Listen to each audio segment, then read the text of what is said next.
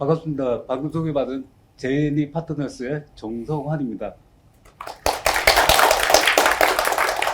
제가 오늘 발표할 주제는 경영 내비게이션, 데이터 입력, 실시간 연결, 그리고 통화 문제에 대해서 말씀드리겠습니다. 크게 세 가지 정도로 정리해봤는데, 첫 번째 온라인 게임과 일반에서, 두 번째 DX를 위한 프레임워크, 세 번째 엑스트의 역할, 적용 사례 1, 2에 대해서 말씀드리겠습니다. 온라인 게임과 일반에서 저는 온라인 게임 개발자였고요. 지금 이 부분을 리허설 할 때 짧게 해가지고 좀 길게 말씀드리겠습니다. 제가 게임을 입문한 건 94년도부터 PC게임으로 터보시로 시작했습니다. 군대에서 시작했고요. 그리고 실제로 온라인 게임을 개발하기 시작한 거는 98년부터 시작했고, 제가 2000년도부터 아이파이터, 바이오니아 플러스, 그 다음에 12000, 피해서야까지 개발하고 제가 중국에 넘어갔습니다. 그리고 와서 한국에 와서 혁격이라는 게임을 만들고 출시를 못했죠. 그때 1000만 부 정도 제 돈 까먹었습니다. 지금 환율로 방금 체크 보니까 1300원 정도 하니까 지금으로 다 한 130억 정도 제가 번 돈 까먹었습니다. 그리고 제가 실제로 개발 많이 했는데 좀 이상한 게임을 개발한 게 있어가지고 제가 그건 말씀 못 드리고, 그래서 제가 아는 대표님, 제가 아는 형의 회사에 실제로 근무하게 되었죠. 일반 회사에 근무하다 보니까 DX에 대해서 정말 현실적으로 많이 느꼈어요. 실제로 제가 있던 데는 당연히 IT에 최첨단에 달리는 곳이었는데, 실제로 일반 회사에 가니까 아직도 수기로 작성하고 전화로 모든 걸 하는 업무를 하다 보니 DX의 절실함을 정말로 느꼈습니다. 프리가이라는 포스터이고요. 프리가이 아시다시피 주인공이 NPC입니다. 사전적 의미가 마스터가 조작하며 게임 내 프로그램 봇, 인공지능이 조작하는 것이라고 되어 있는데, 최근에 여러분들이 열광하시는 챗 GPT도 게임으로 따지면 NPC죠. 단 여기서 다른 건 학습 방식이라든지 프롬프트 입력을 통해서 응답하는 방식이 다릅니다. 온라인 게임과 일반 회사의 오토메이션 기준에서 보면 NPC, 그 다음에 오토마우스라든지 자동사냥, 최근에 모바일은 더 자동사냥이 심한데, 일반 회사 같은 경우에 RPA, 그 다음에 엑셀, 매크로 기준에서 접근하고 있고, 커뮤니케이션 기준에서는 실시간 채팅, 음성, 그리고 협업 툴이 최근에 많이 일반 회사에 적용되고 있는 것 같습니다. 어차피 온라인 게임이 됐든 일반 회사가 됐든 데이터를 기반하는 게 동일합니다. 그래서 수많은 데이터를 정의하고 연결하는 부분은 필요하고, 실제로 오른쪽에 보시면 업, 다운 스트림에 대해서 데이터 개보를 보여드리고 있는 건데, 제 경험상 온라인 게임이 훨씬 정의할 게 많습니다. 온라인 게임들 일반 회사에 대해서 말씀드리려고 하는 게 아니고, 온라인 게임의 장점을 일반 회사에 적용하면 어떨까 생각해서 4가지 정도를 정리해봤고요. 특히 사용자 중심, 데이터 기반, 업데이트 및 개선, 고도의 기술 통합이라는 기준인데, 실제로 제가 DX를 하면서 제일 많이 느낀 건 보안, 데이터 처리, 그다음에 빌링 시스템 관련은 온라인 게임에서 많이 참고하면 좋지 않을까 생각합니다. DX를 위한 프레임워크, 제가 가장 중요하게 생각하는 것이 프레임워크입니다. 지금은 DX를 위해서 개발하는 것이 아니라 도구를 선택해서 활용해야 됩니다. 왜냐고요? 구글이 도구와 솔루션을 다 만들어 놨어요. 아마존도, 하다못해 MS도. 근데 굳이 저희가 개발을 할 필요가 있을까요? 이제는 도구의 선택의 문제지, 즉 활용의 문제지. 그래야지 시간이 빨리 축약해야 되니까. 그리고 실제로 도구를 선택한다고 끝나는 게 아니고요. 어떤 필터가 있어가지고 그 필터를 통해서 우리가 원하는 게 무엇인지, 그러니까 입력되는 데이터 리소스를 어떻게 정렬하고 할지에 대해서 실제로 그런 과정을 통해서 데이터 분류와 통합, 컨트롤이 가능하죠. 왜요? 방해함과 투입되는 리소스의 제한이 있기 때문에. 그래서 저희는 그런 부분에서 프레임워크를 만들었는데, 그것의 이름이 프리즘 모델입니다. 지금 프리즘이 리플렉션하는 굴절하는 게 아니고 필터를 하고 있는데, 아무튼 프리즘 모델이라 정했고요. 프리즘 모델에 추가하는 DX 목표는 단순합니다. 같은 언어, 화면, 목표라는 기준에서 지향하고 있고요.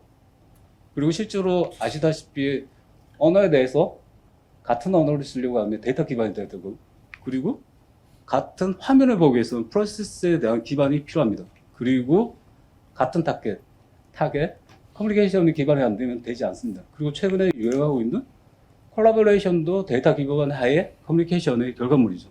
그리고 리소스가 필요하고 그 리소스가 실제로 방향성을 가지고 그 방향성이 의사결정을 만들죠. 이게 제가 생각하는 경영 내비게이션. 프리즘 모델의 제일 중요한 건 데이터 프로세스 커뮤니케이션이고, 그게 같은 언어, 같은 화면, 같은 목표가 되므로서 기본적으로 이게 순환이 되면 DX를 위한 시스템이 된다고 생각합니다. 프리즘 모델의 컨셉의 가장 중요한 개념인데 엔드-투-엔드입니다. 인터랙티브하게 모니터링되고 트래킹 되는 거, 어느 말이나 어느 절이든 트래킹이 가능한 시스템으로 저희가 프리즘 모델의 프레임워크를 정의했습니다. 왼쪽은 레이어 개념이고요. 오른쪽은 태스크를 정의한 부분에 대해서 저희가 패키지화한 부분이고, 실제 저희가 현재 만들어 놓은, 저 혼자 만든 건 아니겠죠, 당연히. 만든 부분에서 70개의 카테고리와 1800개의 태스크로 정의 작업을 끝냈습니다. 앱화되어 있고, 대신에 여기는 아시다시피 인풋, 아웃풋 파라미터 값은 값이니까 그건 상황에 따라 달라지니, 그래서 저희가 만들어 놓은 프리즘 모델 프레임워크는 선택을 하고 그 선택에 대해서 버닝이나 난이도, 그리고 그에 따른 기대 결과물의 예상 소요 시간이 결정되는 정보를 출력합니다. 앱시트 열과과 적용 사례 1, 2에 대해서 말씀드리겠습니다. 지금 JNE 파트너에서 DX를 정의하는데 2대8 구조로 되어 있습니다.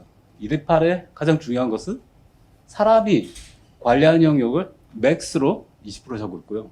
클라우드 봇이 최소로 잡고 있는 건 80%입니다. 그래서 보시면 봇들이 움직입니다. 네, 움직이고 있고, 여기서의 전제는 뭐냐면 본인이, 그러니까 사용자가 최초 입력을 해야지만 자동 분류, 자동 시주의, 자동 입력, 그리고 AI 봇이 자동 분석과 판단, 리포트가 가능한 구조로 갑니다. 여기서 앱시트의 역할이 나옵니다. 인풋과 아웃풋 기준에서 역할이 진행됩니다. 여기서 앱시트의 역할에 대해서 좀 더 구체적으로 보면, 인풋 할 때 제일 중요한 데이터 품질에 대해서 검증이 가능합니다.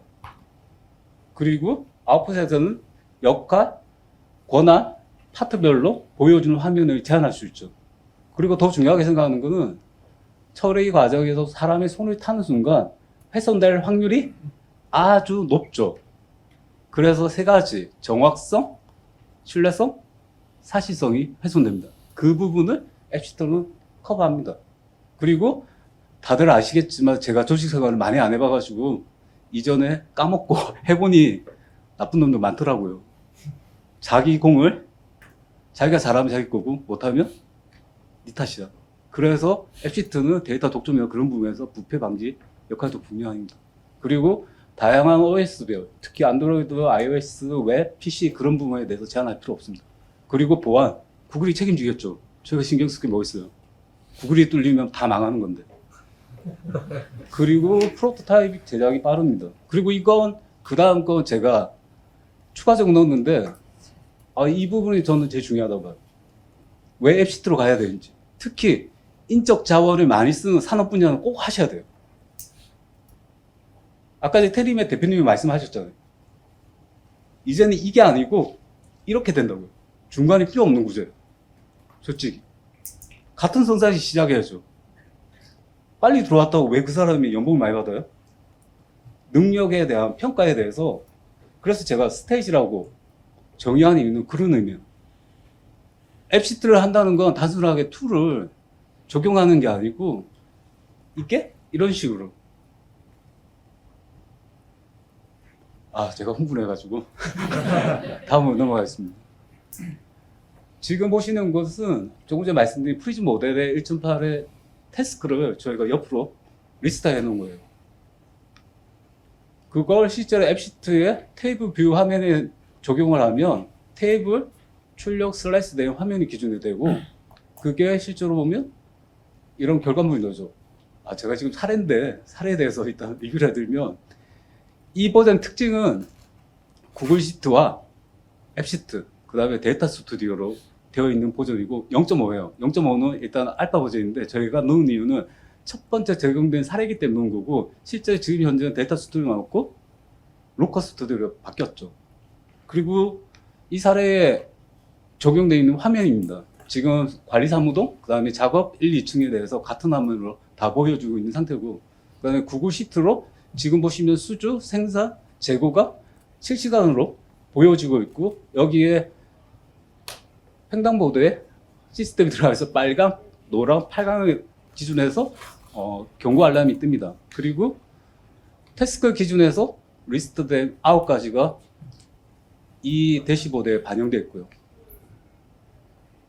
조금 전에 말씀드린 것처럼 실시간 화면에 같은 화면을 보고 있기 때문에 보고를 위한 엑셀, 파워포인트, 이메일 업무가 없습니다. 그리고 이 사례에서 가장 중요한 것은 기존 6명이 하던 업무를 2명이 할 수 있게 되었습니다. 물론 그렇다고 4명이 공고사직을 당한 건 아니고 출산 휴가하고 결혼을 해가 자연 감소분이 생기다 보니 그런 부분이고, 제가 솔직히 이제 1.8 버전 저희가 현재 적용하고 있는, 실제 이건 사례고요. 2개월 전부터 저희가 적용해가지고 하는데 정보는 다 오픈할 수 없으니까 그건 좀 양해를 해주시고, 1.8 버전이 지금 적용되어 있고 지금 2개월부터 테스트하고 적용하고 정부 보고도 지금 2개월 동안 다 끝난 상태입니다. 안정화가 끝났다는 얘기죠. 베이스가 일단 구글 클라우드 기준이고요. RPA하고 API를 결목해가지고 진행하고 있고, 저희가 이후에 아피자하고 빅쿼리랑 벌텍스 AI까지 갈 예정입니다. 실제로 RPA와 API를 통해서 자료를 계속 가지고 오죠. 그리고 이벤트 트리거가 발생되면 인터랙티브하고 이런 과정을 통하죠. 그래서 데이터는 항상 실시간으로 유지할 수 있습니다. 그리고 조금 전에 동일한 앱시트에 적용되는 케이스를 적용하고 있는 화면이고요. 이 화면에서 중요하게 보셔야 되는, 대표님들이 제일 좋아하는 요소들이 다 들어가 있어요. 그죠? 매출, 매입, 재고, 은행거래, 계산서, 고객관리. 그럼 결론이 뭐가 나올까요?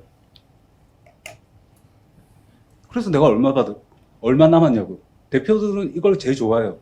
다른 건 모르겠어. 그래서 얼마 남았는데. 안 남으면 추적하겠죠. 예. 그 다음에 또 중요한 게 있어요. 당연히 보고를 위한 엑셀, 파워포인트, 이메일은 없습니다. 같은 화면을 보고 있기 때문에. 그리고 자금회수, 지급 예정, 랜딩 제고 다 했어요. 그러니까 특이한 거, 업무, 영업 활동이 있기 때문에 인사팀이 좋아요. 저희 프리즘 모델은. 왜? 실적에 대한 계량화가 가능하니까. 실적 계량을 했어요.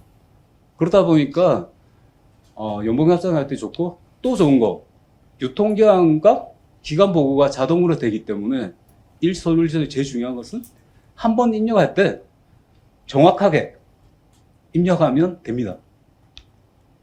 그리고 데이터, 머신러닝 AI 많은 얘기합니다. 결론은 데이터가 쓰레기 들어가면 쓰레기 나옵니다.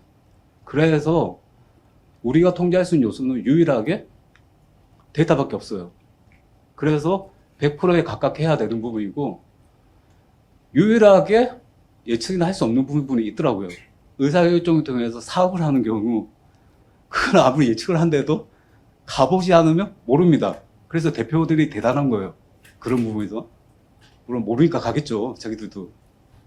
그런 부분이 있고, 마지막으로 데이터와 의사결정에서 데이터 분류를 해드리면, 기계로부터 수집되는 데이터 타입이 있죠. 센서, IoT, 웹 API를 통해서 들어온 데이터 타입이 있고, 사람으로 들어오는 애플리케이션이라는 수기를 작성해 들어오는데, 제가 마지막으로 말씀드리고 싶은 것은 데이터의 무게는 항상 지키시면서 실시간 데이터 기반의 의사결정을 하시어 여러분들의 현재의 회사의 지속 가능성을 공고히 하시기 바랍니다. 감사합니다.